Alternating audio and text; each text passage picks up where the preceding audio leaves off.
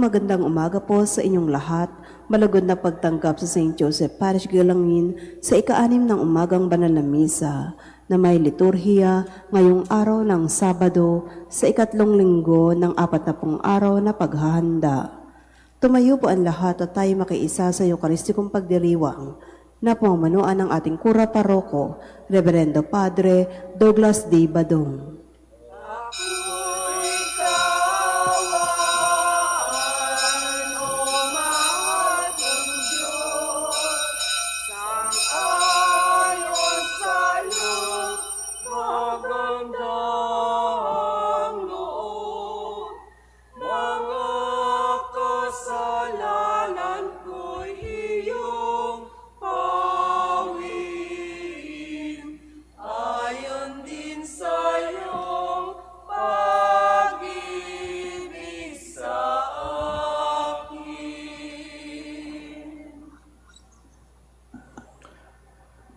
Sa ngalan ng Ama at ng Anak at ng Espiritu Santo. Amen.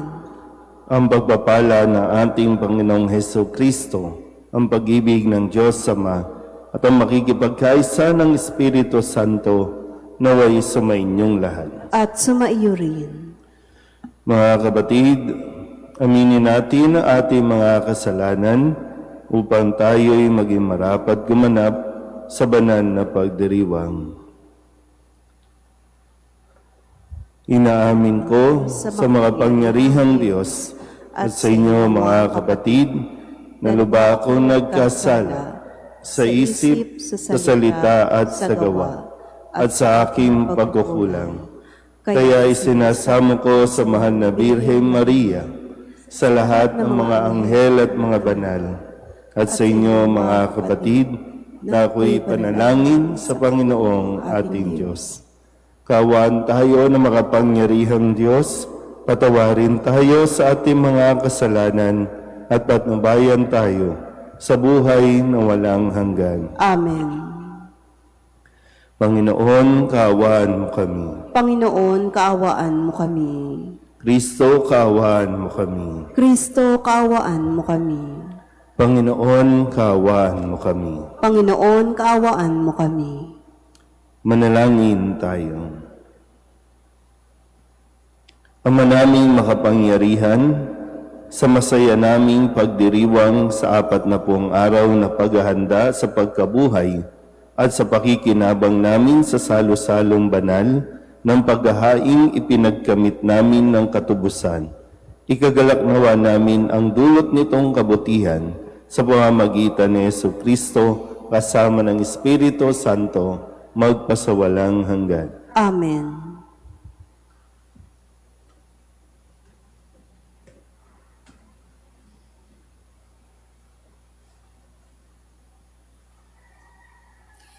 Pagbasa mula sa aklat ni Propeta Oseas.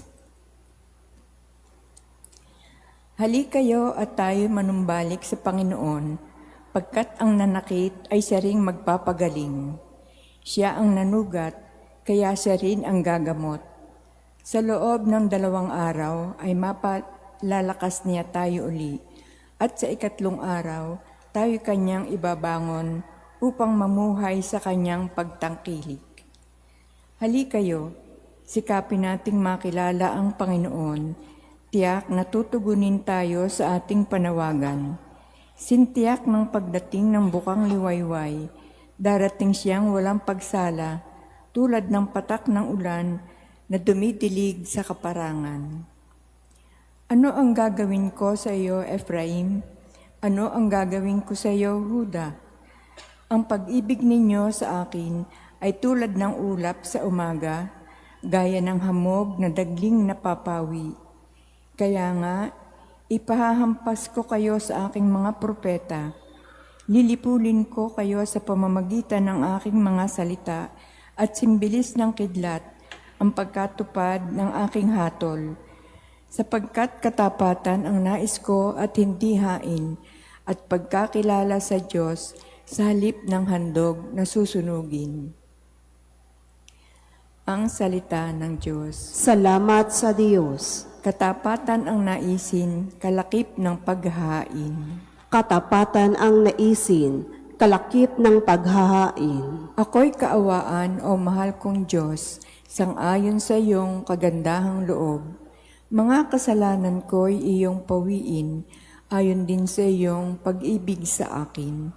Linisin mo sana ang aking karumhan at ipatawad mo yaring kasalanan. Katapatan ang naisin, kalakip ng paghahain. Hindi mo nanais ang panghandog, sa haing sinunog di ka nalulugod. Ang handog ko, O Diyos, na karapat-dapat, ay ang pakumbabat, pusong mapagtapat. Katapatan ang naisin, kalakip ng paghahain. Iyong kahabagan, O Diyos, ang Siyon, yaong Jerusalem ay muling ibangon. At kung magkagayon ang handog na haing, dala sa dambana, torong susunugin, malugod na ito'y iyong tatanggapin. Katapatan ang naisin, kalakip ng paghahain. Tumayo po ang lahat. Papuri sa iyo, Panginoong Jesucristo, Hari ng walang hanggang kapurihan. Kapag ngayoy napakinggan ang tinig ng poong mahal, huwag na ninyong hadlangan ang pagsasakatuparan ng mithi niya't kalooban.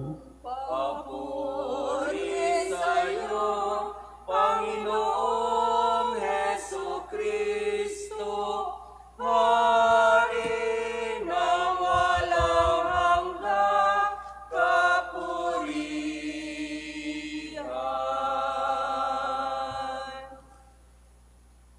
Sumainyo ang Panginoon. At sumaiyo rin. Ang mabuting balita ng Panginoon ayon kay San Lucas. Papuri sa iyo, Panginoon. Noong panahong iyon, sinabi ni Jesus ang talinghagang ito sa mga taong ang tingin sa sarili matuwid at tumahamak naman sa iba. May dalawang lalaking pumanhik sa templo upang manalangin. Ang isa'y Pariseo at ang isa namay publikano. Tumindig ang Pariseo at pabulong nananalangin ng ganito: O Diyos, nagpapasalamat ako sa iyo pagkat hindi ako katulad ng iba, mga magnanakaw, mga magdaraya, mga mangangalunya, o kaya'y katulad ng publikanong ito. Makalawa akong nag-aayuno sa loob ng sanlinggo. Nagbibigay ako ng ikapu ng lahat kong kinikita. Samantala, ang publikano'y nakatayo sa malayo, hindi man lamang makatingin sa langit, kundi dinadagukan ang kanyang dibdib at sinasabi, O Diyos, mahabag po kayo sa akin, isang makasalanan. Sinasabi ko sa inyo, ang lalaking ito'y umuwing kinalulugdan ng Diyos, ngunit hindi ang isa. Sapagkat ang sinumang nagpapakataas ay ibababa, at ang nagpapakababa ay itataas.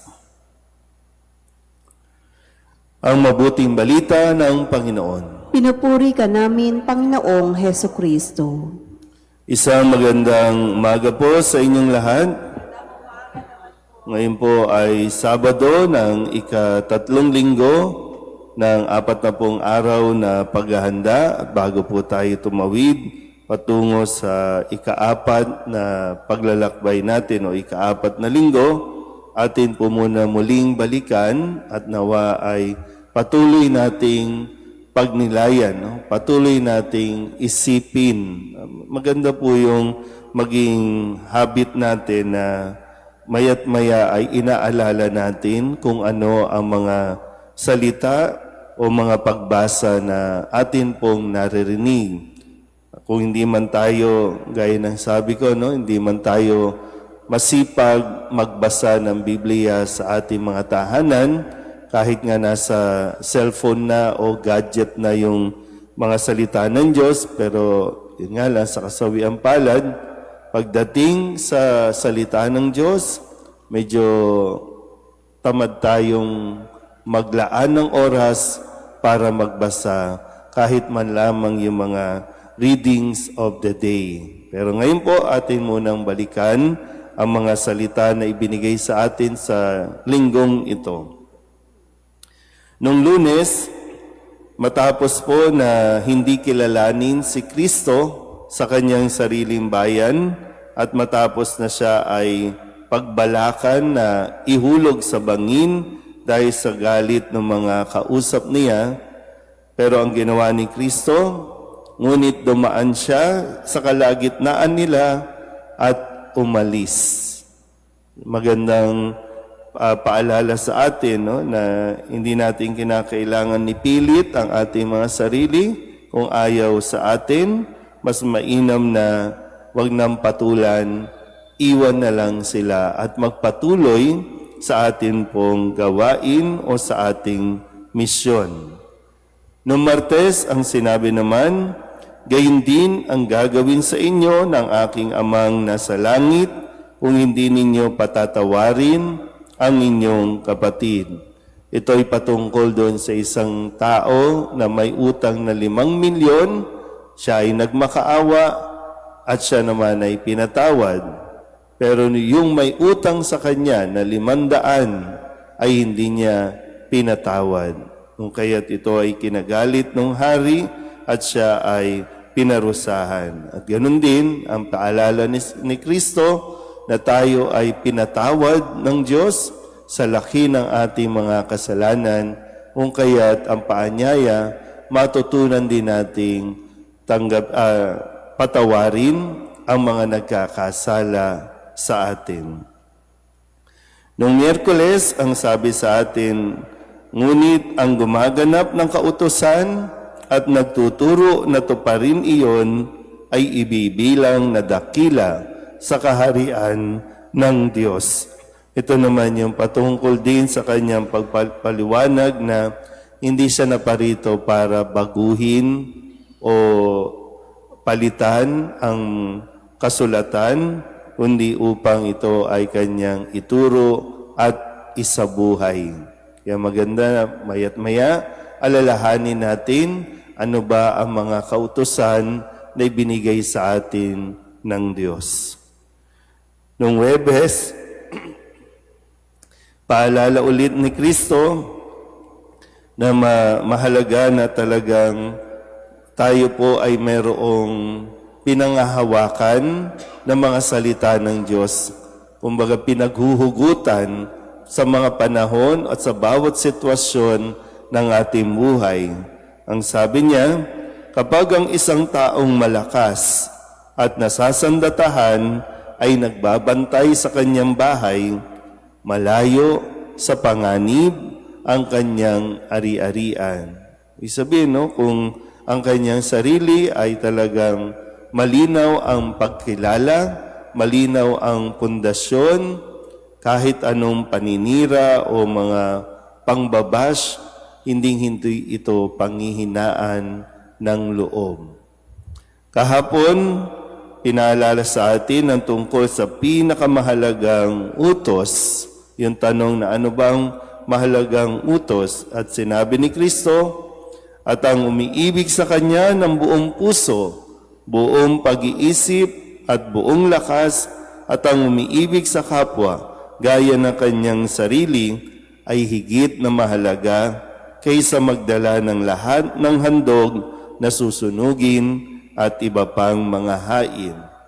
So, matapos ng ipaliwanag, pinakamahalagang utos, ibigin ng Diyos, ibigin ng kapwa, gaya ng iyong sarili. At ngayon, binibigay sa atin ni Kristo ang paalala muli, sapagkat ang sinumang nagpapakataas ay ibababa at ang nagpapakababa ay itataas. Kaya nga dito po sa halimbawa na ibinigay ni Kristo, 2 lalaking nagpunta ng templo, isang Pariseo at isang Publikano. Pariseo, bida-bida sa kanyang lahat ng mga ginagawa samantalang ang publikano hindi man lamang makatingala at ang kanyang sinabi lang, "Mahabag kayo sa akin, isang makasalanan." Nawa hindi tayo mahulog sa paniniwala na tayo po ay nagiging mabuti sa dami ng ating pong mga religious activities, sa dami ng ating pagdarasal, na para bang sinasabing hindi nangangahulugan na araw-araw kang nagsisimba ay nagiging mabuti tayo sa ating kapwa. Dahil madalas lang, no, sabi nga dito, inisa-isa nung isang pariseyo ang mga bagay na hindi niya ginagawa, pero nang aapi at nang mamaliit ng kanyang kapwa. At hindi yon ikinalulugod ng Diyos. Tandaan natin mabuti, ha? Walang naitatago sa Diyos. Alam ng Diyos maging ang kaibuturan o kaloob-looban ng ating puso ang kung bakit yung motivation natin at kung bakit natin ginagawa ang isang bagay. Maari tayong magtago, no, at maaring pagtakpan natin ang ating mga maling ginagawa, ang maling mga intensyon, at sa mata ng tao o pwedeng masabing napakabanal natin, pero sa paningin ng Diyos, wala itong maitatago. Kaya nawa, pagsikapan natin, no, yan lang naman ang inahangad sa atin, yung matuto tayong magpakumbaba, aminin ang ating mga kasalanan at huwag magturo sa kasalanan ng iba. Magtumingin tayo sa ating sarili at dalasan natin, no? Baka mas mainam, dalas-dalasan natin ang pagtingin sa ating mga sarili. Umarap ka rin sa salamin, makita mo kung ano ang iyong mga kahinaan, kakulangan, at huwag ibaling sa iba ang ating pong mga kasalanan. Amen.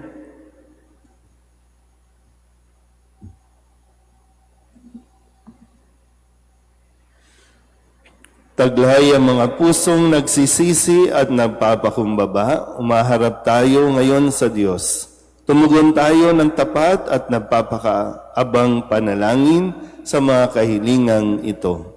Ang ating itutugon, Panginoon, dinggin mo ang aming panalangin. Panginoon, dinggin mo ang aming panalangin. Ang simbahan naway maging isang tiyak na kanlungan para sa mga makasalanan at mga itinakwil ng lipunan. Manalangin tayo sa Panginoon. Panginoon, dinggin mo ang aming panalangin. Ang mga naglilingkod sa bayan naway magbigay ng higit na malasakit sa mga kababaihan, mga bata, mga ulila, mga matatanda at mga walang tahanan. Manalangin tayo sa Panginoon. Panginoon, dinggin mo ang aming panalangin. Ang mga mananampalataya naway magkaroon ng higit na malalim na panalangin at pagsisisi lalo na sa panahong ito ng Kwaresma. Manalangin tayo sa Panginoon. Panginoon, dinggin mo ang aming panalangin. Ang mga may sakit naway maranasan ang nakapagpapagaling na kapangyarihan ni Kristo upang mabigyan sila ng pag-asa. Manalangin tayo sa Panginoon. Panginoon, dinggin mo ang aming panalangin. Ang mga yumao naway magtamasa ng liwanag, kaligayahan at kapayapaan sa langit. Manalangin tayo sa Panginoon. Panginoon, dinggin mo ang aming panalangin. Upang mamayani ang kapayapaan sa gitnang silangan at sa buong mundo at ipag-adyanawa ang sangkatauhan sa karahasan, kasakiman at pang-aabuso ng kapangyarihan na nagdudulot ng paghihirap at kamatayan sa marami. Manalangin tayo sa Panginoon. Panginoon, dinggin mo ang aming panalangin. Upang ang lahat ng mga nagdurusa dahil sa kalupitan ng digmaan ay daglian ng makaranas ng kapayapaan at mabuhay ng may kapanatagan at kalayaan. Manalangin tayo sa Panginoon. Panginoon, dinggin mo ang aming panalangin.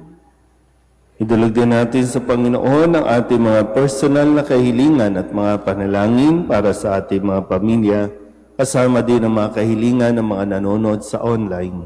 Lahat ng mga misang pasasalamat, espesyal na intensyon, agarang paggaling ng mga may sakit at ang lahat ng mga kaluluwa na inihiling na ipagdasal sa misang ito.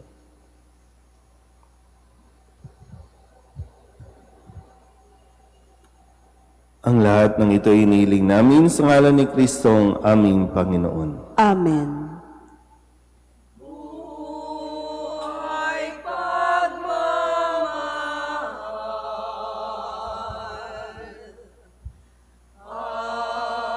alak at tinapay, sana'y tanggapin mo amang minamahal.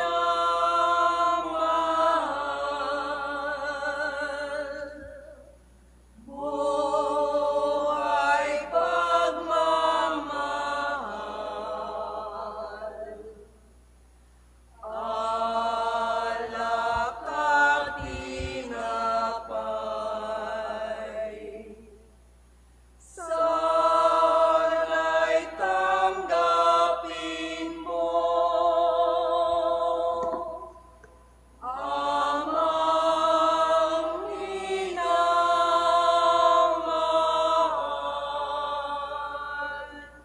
Manalangin kayo mga kapatid upang paghahain natin ay kalugdan ng Diyos amang makapangyarihan. Tanggapin nawa ng Panginoon itong paghahain sa iyong mga kamay, sa kapurihan niya at karangalan, sa ating kapakinabangan at sa buong sambayanan niyang banal. Ama naming lumikha sa iyong kagandahang loob, dinalisay mo kami upang sa iyo'y makadulog. Sa pagdiriwang na ito ng maringal na paghahandog, maihiyain nawa namin ang iyong ikinalulugod sa pamamagitan ni Jesucristo kasama ng Espiritu Santo magpasawalang hanggan. Amen. Sumainyo ang Panginoon. At sumaiyo rin. Itaas sa Diyos ang inyong puso at diwa. Tinaas na namin sa Panginoon. Pasalamatan natin ang Panginoong ating Diyos. Marapat na siya ay pasalamatan. Ama naming makapangyarihan, tunay ngang marapat na ikaw ay aming pasalamatan sa pamamagitan ni Jesucristo na aming Panginoon. Minarapat mong ang pagtitiis para sa naghihirap ay maging tagapagpahiwatig ng pasasalamat na aming inihahain ngayon sa iyong hapag. Ang iyong anak ay ulirang tagabigay ng pagsasaluhan sa mga nagugutom at mga nauuhaw. Sa pagsunod namin sa gili mong anak, ang pagkamaawain mo ay aming ginaganap upang ang pag-iimbot ay mapawing lahat sa aming pag-uugali at gawaing binabalak. Kaya kaysa ng mga anghel na nagsisiawin ng papuri sa iyo na walang humpay sa kalangitan, kami nagbubunyi sa iyong kadakilaan. Santo, Santo, Santo, Panginoong Diyos ng mga hukbo, napupuno ang langit at lupa ng kadakilaan mo. O sana sa kaitaasan, pinagpalang na paririto sa ngalan ng Panginoon. O sana sa kaitaasan. Ama naming banal, ikaw ang bukal ng tanang kabanalan. Kaya't sa pamamagitan ng iyong Espiritu, gawin mong banal ang mga kaloob na ito upang para sa aming maging katawan at dugo ng aming Panginoong Hesu Kristo. Bago niya pinagtiis ang kusang loob na maging handog, inawakan niya ang tinapay, pinasalamatan kaniya, pinaghati-hati niya iyon, iniabot sa kanyang mga alagad at sinabi, "Tanggapin ninyong lahat ito at kanin, ito ang aking katawan na ihahandog para sa inyo."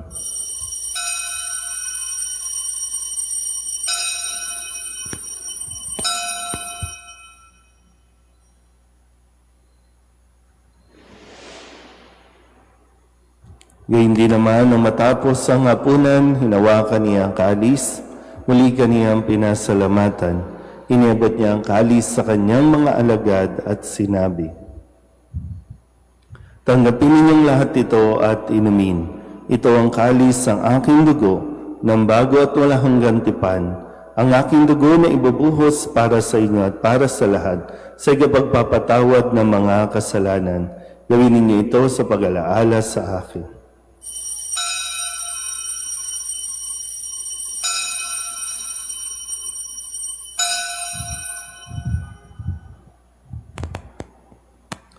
Ipagbunyi natin ang misteryo ng pananampalataya. Si Kristo'y namatay, si Kristo'y nabuhay, si Kristo'y babalik sa wakas ng panahon. Ama, ginagawa namin ngayon ang pag-alaala sa pagkamatay at muling pagkabuhay ng iyong anak, kaya tiniaalay namin sa iyo ang tinapay na nagbibigay buhay at ang kalis na nagkakaloob ng kaligtasan. Kami napapasalamat dahil kami iyong minarapat na tumayo sa harap mo para maglingkod sa iyo. Isinasamo namin kami magsasalo-salo sa katawan at dugo ni Kristo ay mabuklod sa pagkakaisa sa pamamagitan ng Espiritu Santo. Amalingapin mo ang iyong simbahang laganap sa buong daigdig. Puspusin mo kami sa pag-ibig kaysa ni Leon na aming Papa at ni Jose na aming Obispo at ng Tanang Kaparian. Alalahanin mo rin ang mga kapatid naming nahimlay na may pag-asang sila'y muling mabubuhay, gayon din ang lahat ng mga pumanaw. Kawaan mo sila at patuloyin sa iyong kaliwanagan. Kawaan mo at pagindapating kaming lahat na makasalo sa iyong buhay na walang wakas. Kaysa ng mahal na Birheng Maria na Ina ng Diyos, ng kabiyak ng puso niyang sa San Jose, kaysa ng mga apostol at ng lahat ng mga banal, na namuhay dito sa daigdig na kalugod-lugod sa iyo, may pagdiwang nawa namin ang papupuri sa ikararangal mo sa pamamagitan ng iyong anak na aming Panginoong Heso Kristo. Sa pamamagitan ni Kristo, kasama niya at sa Kanya, ang lahat ng parangal at papuri ay sa iyo, Diyos amang makapangyarihan, kasama ng Espiritu Santo, magpasawalang hanggan.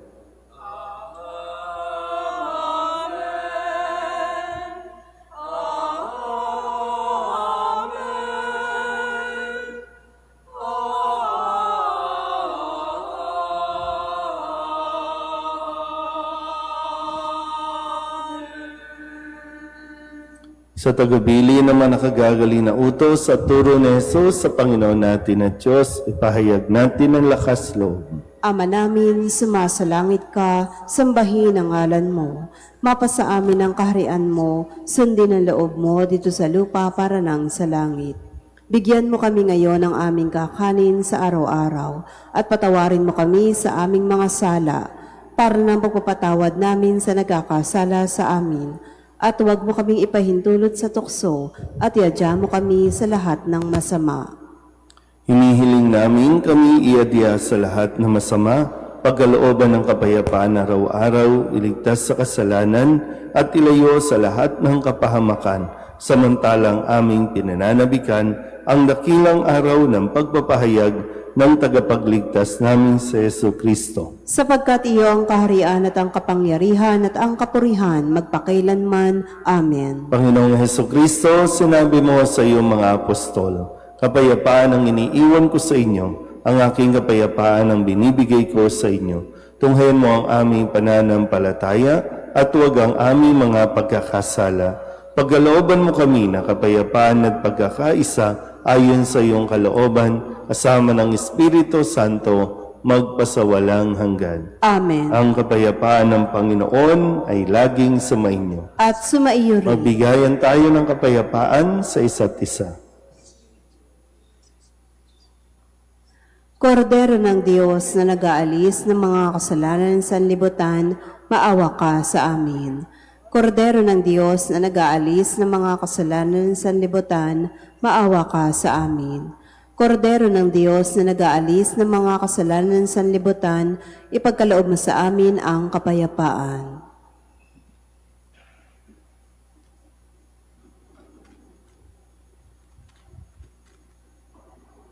Ito ang kordero ng Diyos. Ito ang nag-aalis ng kasalanan ng sanlibutan. Mapalad ang mga inaanyayahan sa kanyang piging. Panginoon, hindi ako karapat-dapat na magpatuloy sa iyo, ngunit sa isang salita mo lamang ay gagaling na ako.